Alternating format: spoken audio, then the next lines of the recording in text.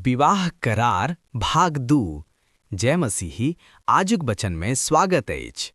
पवित्र बाइबल इफिसी 5 के 25 पद कहे छै, हे पति सब अपन पत्नी सबसँ प्रेम करू।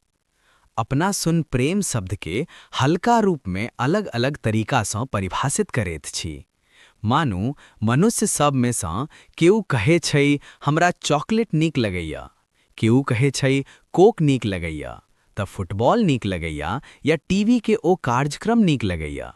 असल में ओकर अर्थ ई होइत छै जे ओ चीज सब करे में ओकरा आनंद आबैत छै।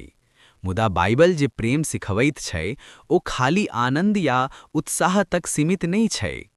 ई प्रेम भावनात्मक जुड़ाव सँ आगां बढ़ क एक दूसर के हित खोजैत छै। ककरो प्रेम करे के मतलब छै ओकर भलाई के प्राथमिकता देब।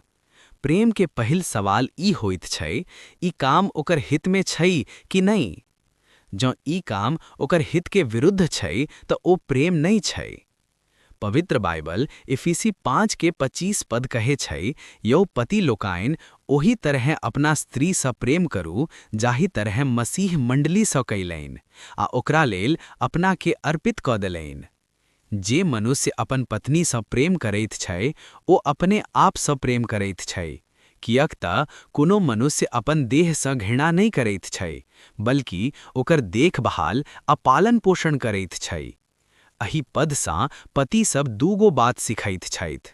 एक, स्वार्थ छोड़ि पत्नी के भलाई के आगा राखू। हम सब स्वाभाविक रूप सँ स्वार्थी छी, मुदा परमेश्वर चाहैत छथि जे पति अपन पत्नी के हित के पहिने रखै आ ओकरा लेल त्याग करै। ई सच्चा प्रेम के परीक्षा छै। 2, संवेदनशील बनू।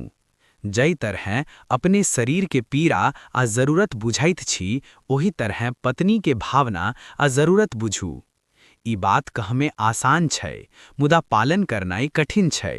हाँ, ई सत्य छै, मुदा परमेश्वर जो आज्ञा दैत छथि त ओही के पूरा करे के अनुग्रह आ शक्ति सेहो दैत छथि। तें हुनकर अनुग्रह सँ शक्ति प्राप्त करू।